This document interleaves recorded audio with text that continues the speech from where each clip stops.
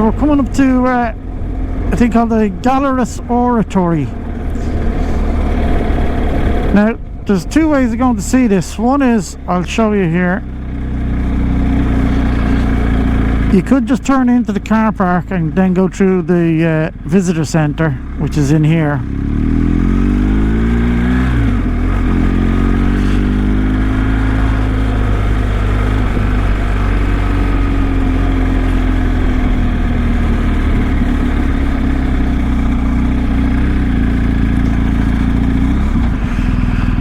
Which is closed,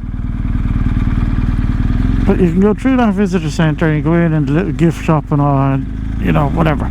But if you just say, like me, if you've done all of that already before and you just want to go see the oratory, well, hopefully I'll just show you a little spot up here. Hopefully there's nobody parked in it, but it's just a handy way of parking without coming through the whole visitor centre. But by all means, go into the visitor centre, it's very nice. But come left out of the visitor centre and only about 300-400 yards up here on the left, you'll see a little inlay with a gate, and you just walk up to the oratory from there. But this thing is 800 years old, they reckon. No mortar or cement was used, it's all just hand laid cut stones, and it's 100% watertight. No water has ever gotten through it, apparently. Oh, we're very lucky. Clear as a bell here.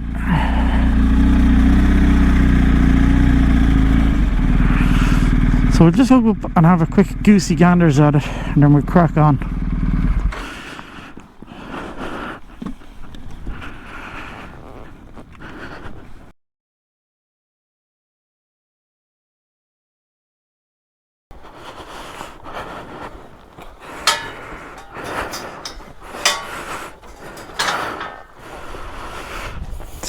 Yeah, so 800 years old, I believe, maybe even more. Perfectly placed cut stones. A little oratory, and totally waterproof. Well, so they say. But beautiful little spot and a little cemetery beside it. It's also ancient.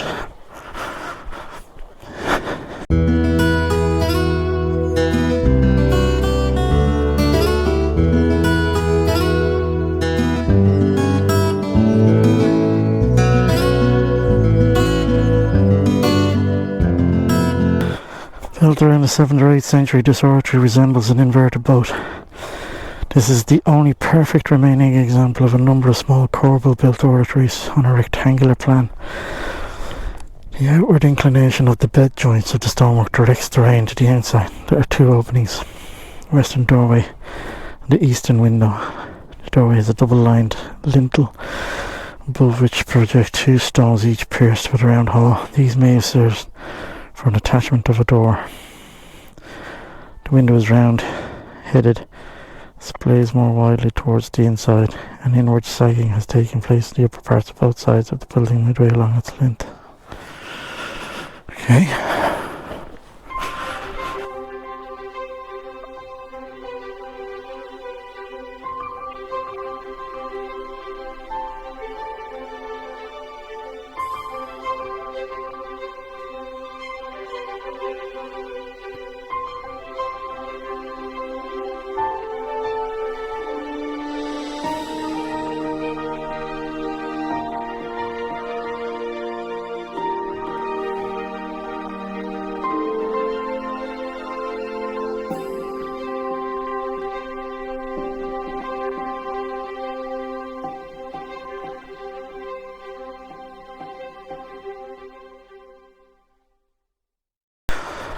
Yes, it's actually older than I thought.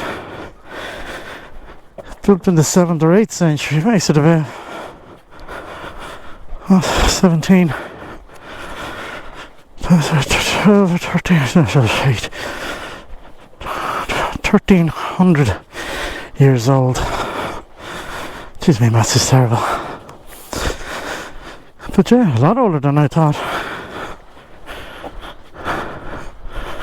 But what a view, look at where it's built, looking over.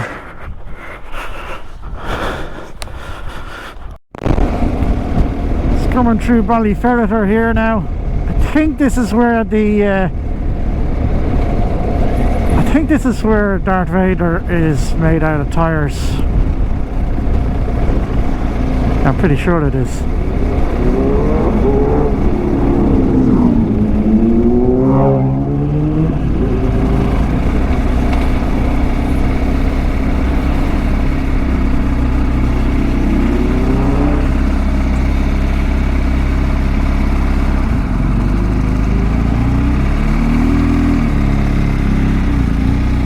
Yeah, here it is here.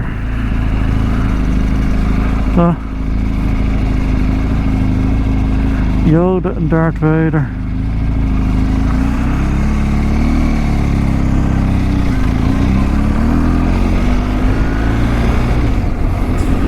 So now we're going to take a turn down here, and as I promised, we're going to head out to this peninsula.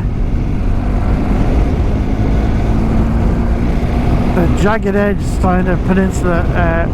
There's a couple of very interesting things down here to have a look at. I'll tell you about them when I get a bit closer, when we're down on.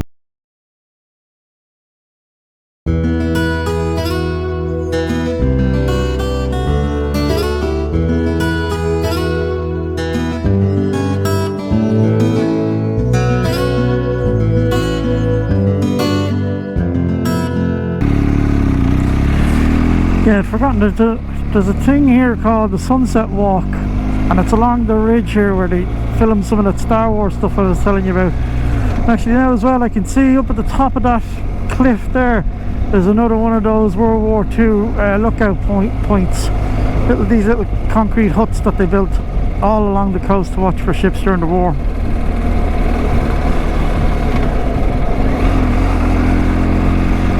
But we're going to a place called Fort Del Oro. So Fort Del Oro, that's what we're looking for.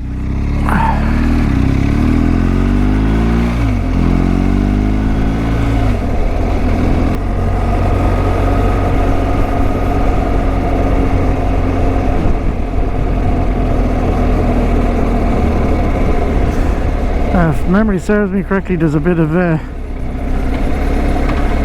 dirt track here, I think. Yeah.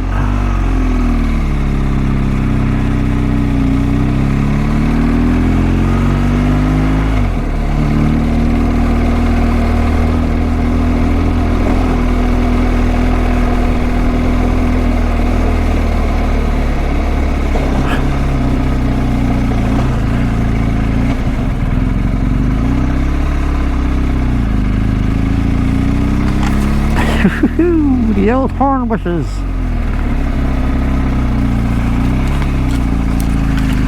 Sure you have your visors down.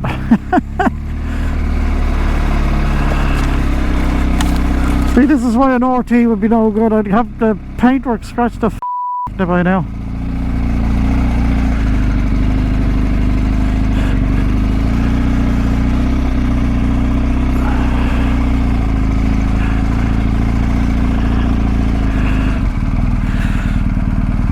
Right, so let's go and I'll tell you a bit about this place. We'll read some of the blurb because my memory, as I say, is rubbish.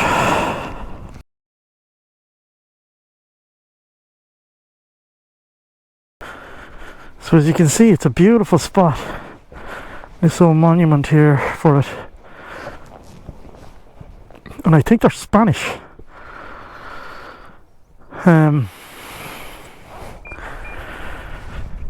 And this spot is ancient, Beautiful location, look. But believe it or not, this was a fort, and you can see the kind of undulations and all, and the barriers there created. So that's all that's really left of it. But it's from the Desmond rebellion back in 15 something or 1585, I think it was. Yeah, so you can see where it all kind of divs, like you can see where they were trying to fortify it, and the fact that that was done in 1580, that's incredible that you can still make it out. Anyway, I've some aerial footage of this from when I was here the last time, so roll it there, Colette.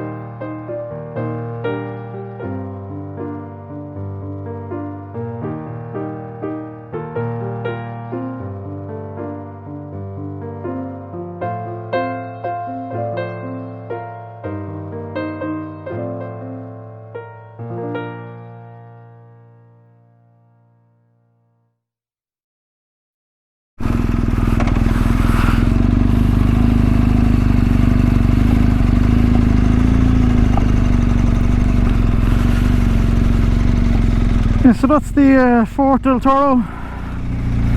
I go out on this side of the lane because I think there's a big hole on the other one.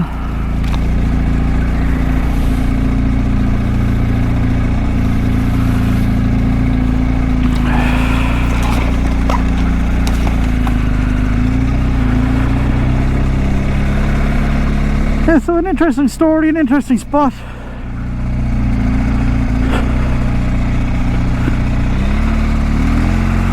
And it's a beautiful, beautiful spot.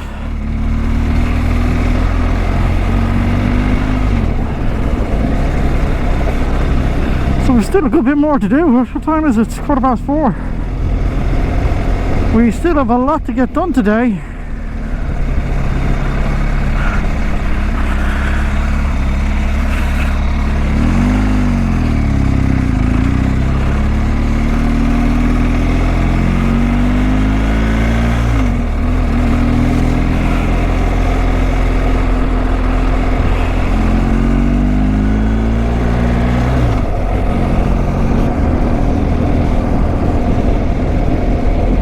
Oh, let's go down to this beach. It'll probably be packed.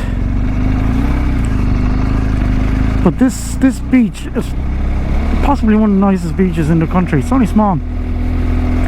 But if you think that Fort Del Oro had a horrendous story, there was a terrible, terrible crime committed here. Awful, heinous crime. Not too long ago, and I guarantee you'll know the guy who committed it. Let's get down here and I'll show you.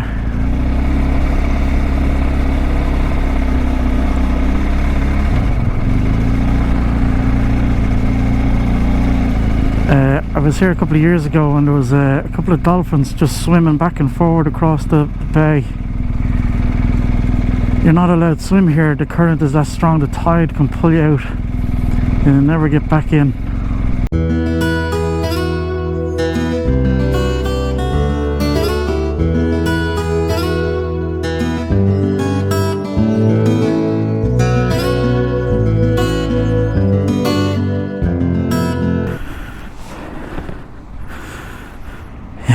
So let's have a look at this for a beach.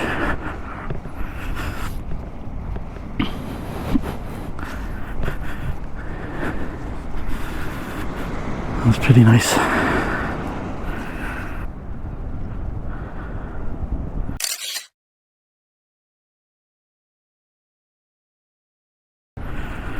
Man swimming, all the signs I'm saying not to swim.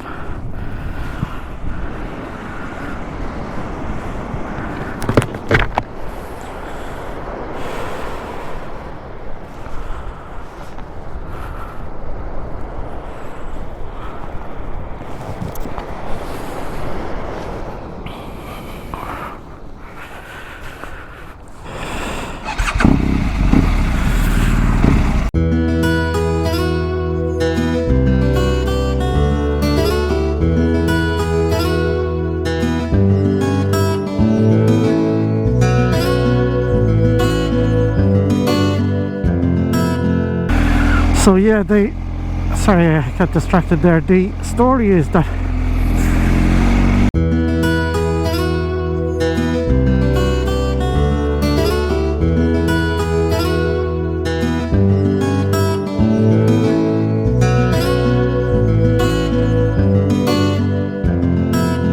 so the movie Far and Away, some of the scenes, I think it's the opening scene, filmed right there on that beach.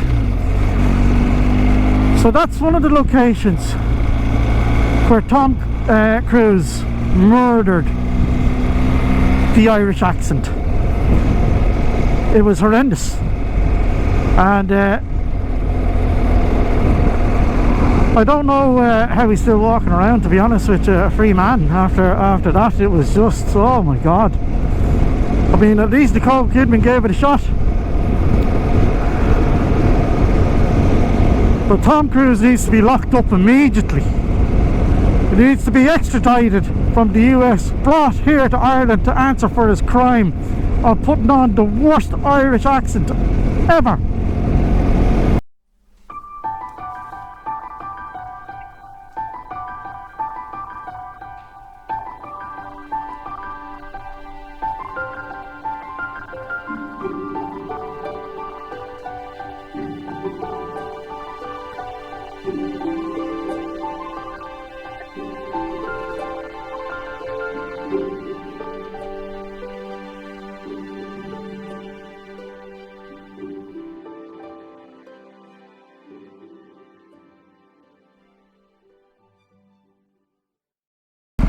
There you go, look at that.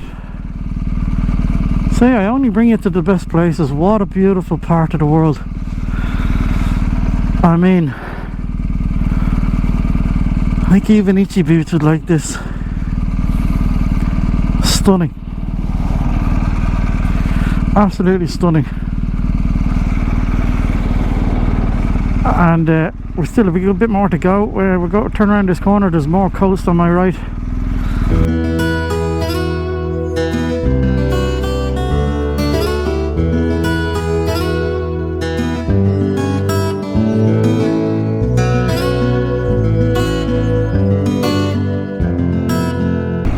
What a day! What a day! What a difference from 2 days ago. Let's pull in here.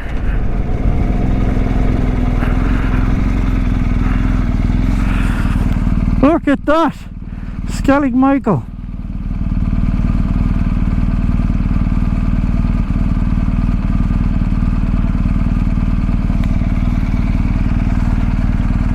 There's nowhere I'd rather be right now, to be honest. This is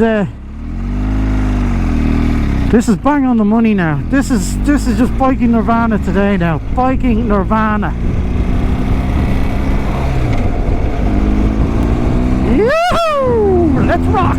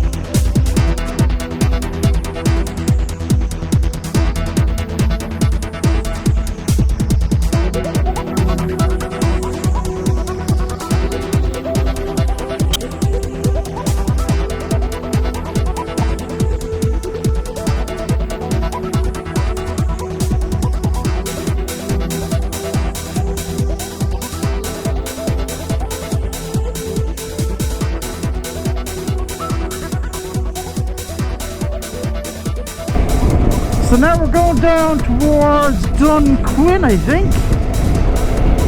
Now Dunquin is it's a stunning little pier. It's really steep, so I'm not walking down it. It's not fully geared up. It's shorts and runners type thing. And there's those crooks, those little traditional Irish fishing boats that are at the bottom of it. And tonight I will be partaking of Murphy's ice cream. It's a famous ice cream in Ireland, particularly down around here. And Murphy's does this savage ice cream called sea salt.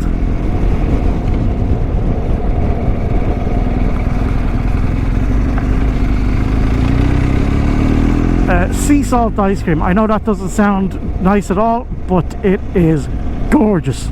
Bleeding gorgeous. And apparently they pulled the salt from down here in Dunquin Pier. Now, if you've never heard of Dunquin, I guarantee if you're on Instagram, you've seen it. Because that's where I saw it first. And then when I realised it was in Ireland, I went, oh, I have to find that. And that's what brought me down here a few years ago. It's one of these iconic that keeps coming up in your feed photographs.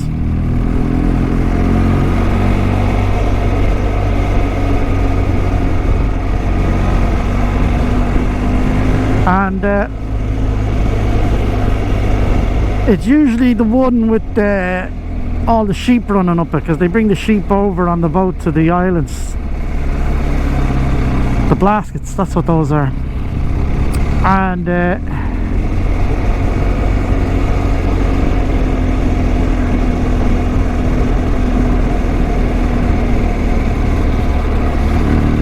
so you'll have definitely seen it. I'll put up one of my own photographs of it. Won't have the sheep in it though, but you'll see it. And I have already some drone footage of this, so I don't have to stop and take it this time around. And while we're here, we'll have a look at Peg Sayre's grave as well. Well, I'll just show it to you where it is. And if you're not Irish, that probably won't mean a whole lot to you. There, if you blinked, you'd miss the entrance to this pier.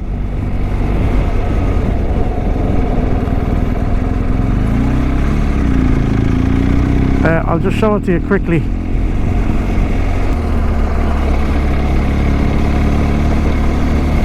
So see the shed there on my right.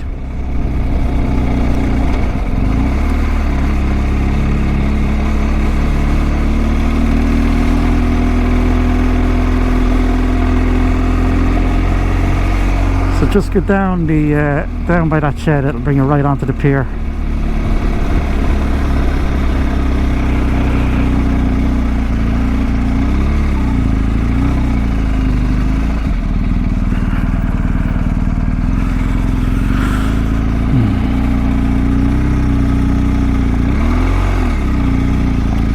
Myself out of that equation.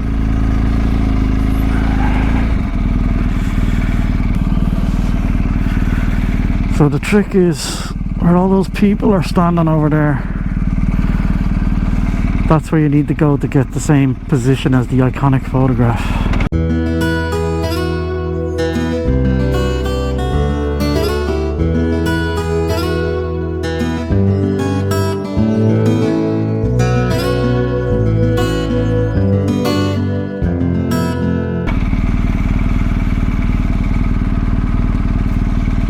And definitely do walk down the pier. It's nice if you're not kitted up like I am today.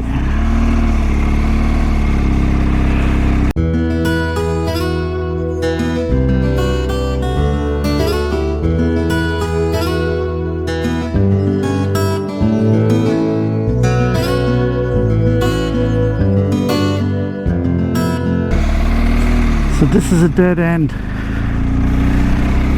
But just see here to my left there's a cemetery, and in there is Peg Sayre's grave.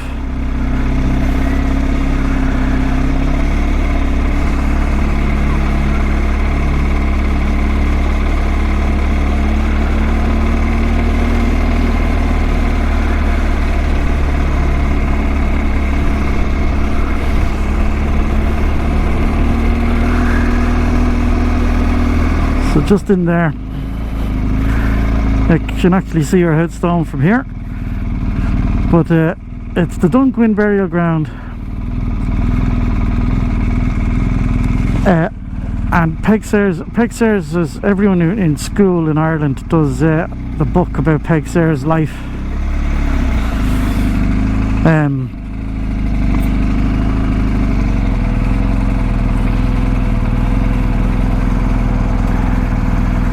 She lived over there on the Blasket Islands, but she's buried here to look back at the Blaskets. And I can't remember the time period. To be honest, I didn't read the book myself. I managed to wangle out of that for some reason. I can't remember how.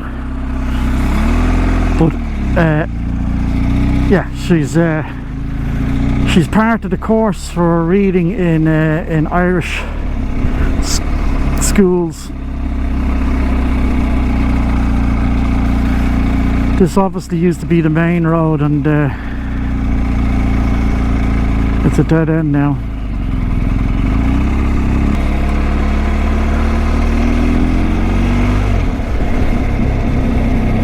Yeah, so this is Dunquin, and I'll play the aerial footage. Roll it there, Colette.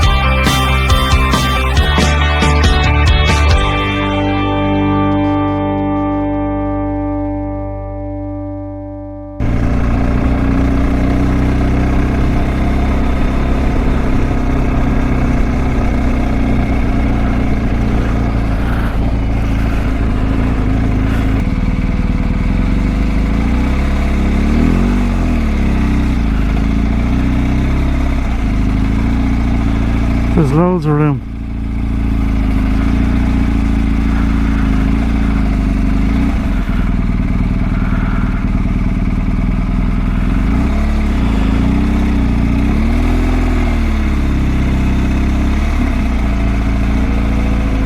You could drive a bus through there, come on.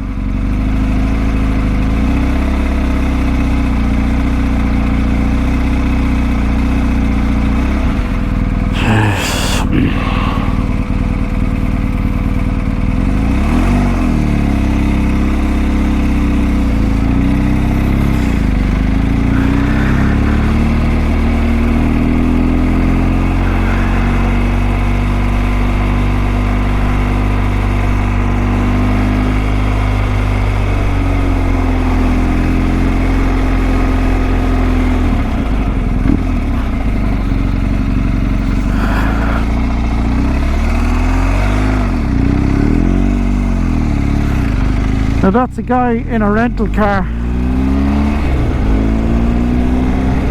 trying to show off to somebody by getting a big flash mark and a breeze out to drive it.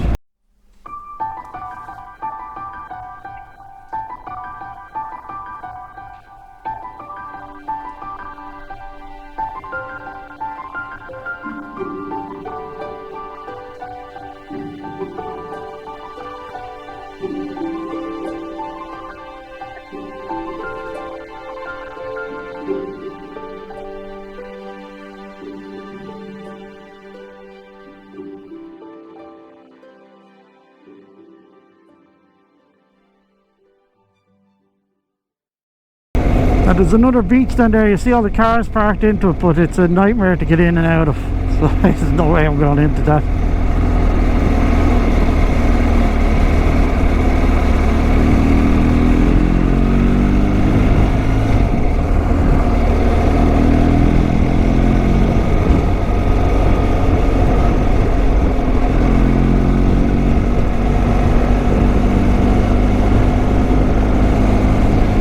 I'll just let the video roll for this coastal road because it is epic.